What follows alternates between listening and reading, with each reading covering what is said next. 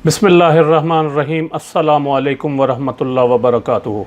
नाज़रीन कराम, आज कल इलेक्ट्रॉनिक मीडिया पर, सोशल मीडिया पर एक ही मौजू ज़ेर बहस है और वो है फजलुर रहमान का आज़ादी मार्च या धरना, जिसके लिए मैन पावर में ज़्यादातर हिस्सा जो है वो फजलुर रहमान की अपनी जमात JUI और उनका जो सिक्योरिटी दस्ता है अंसारुल इस्लाम उसका होगा।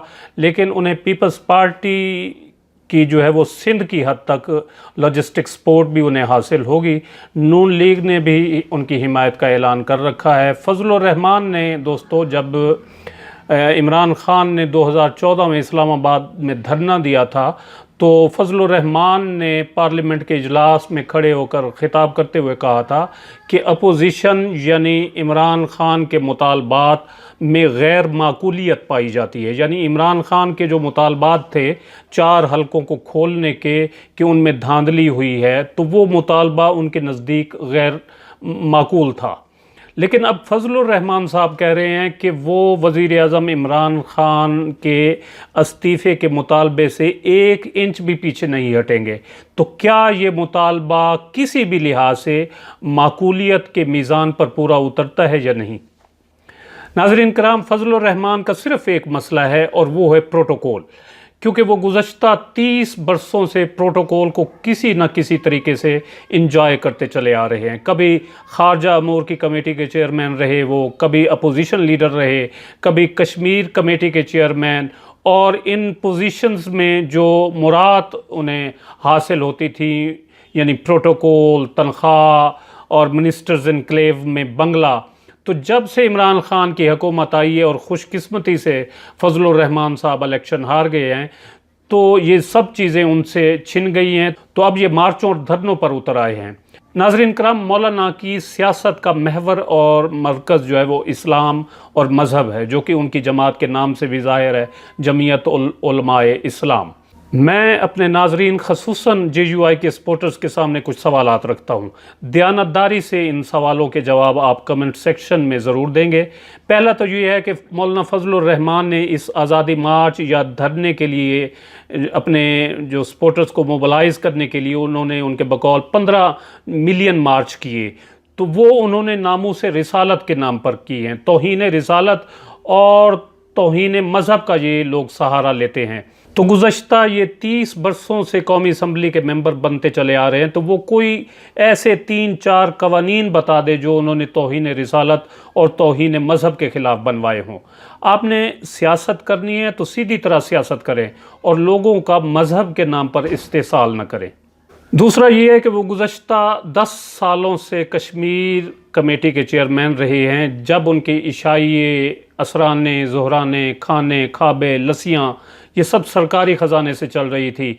इनकी गाड़ियों में पेट्रोल और डीज़ल सरकारी डाला जा रहा था।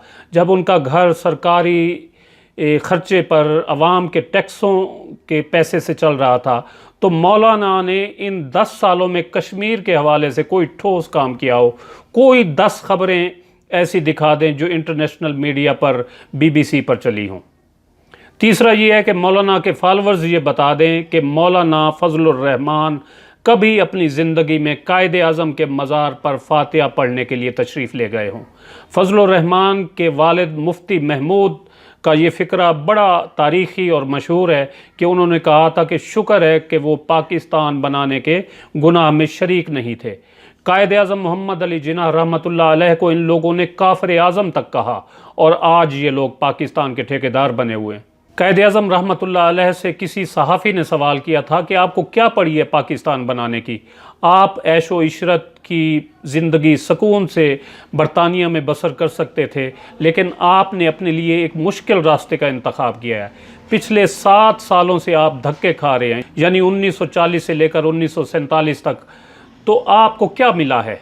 इस पर कायदे आज़म रहमतुल्लाह अलैह ने फरमाया कि मुझे इससे कोई गर्ज नहीं है कि मैं धक्के खा रहा हूँ, लोग मेरे बारे में क्या कह रहे हैं, लेकिन बहसीत मुसलमान मेरी एक दिली ख्वाहिश है कि जब मैं मर कर अल्लाह तबारक व तआला के हजूर पेश हूँ तो अल्लाह तबारक व तआला अगर मुझसे ये सवाल करें कि आपने क्या कारनामा सर अंजाम दिया है, ये आपने क्या किया है, तो कायदे आज़म रहमतुल्लाह अलैह ने फरमाया कि मैं कहूँगा کہ میں نے مسلمانوں کے لیے پاکستان بنایا جہاں پر وہ تیرے دین اسلام کے مطابق اپنی زندگیاں گزاریں گے، تو شاید اللہ تعالیٰ مجھ سے خوش ہو جائیں اور فرمائیں کہ ویل ڈن مسٹر جناح۔ تو یہ لوگ جو ہے نا اس شخص کو کافر اعظم کہتے تھے۔ چوتھا یہ بتا دیں کہ ان کے جلسوں میں کبھی پاکستان کا جھنڈا لہرایا گیا ہو، پاکستان زندہ باد کا نعرہ لگایا گیا ہو، فضل الرحمان نے کبھی پاکستان زندہ باد کا نعرہ لگایا ہو، قائد اعظم زندہ باد کہا ہو، کیونکہ آج فضل الرحمان کی اگر کوئی شناخت ہے تو وہ پاکستان کی وجہ سے ہے۔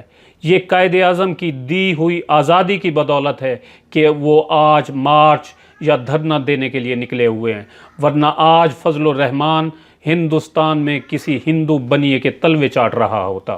آپ کا اس بارے میں کیا خیال ہے؟ اپنی رائے کا اظہار کمنٹ سیکشن میں ضرور کریں، اور اگر ویڈیو اچھی لگے تو اسے لائک اور شیئر بھی ضرور کر دیں۔ اپنا قیمتی وقت دینے کا بہت بہت شکریہ۔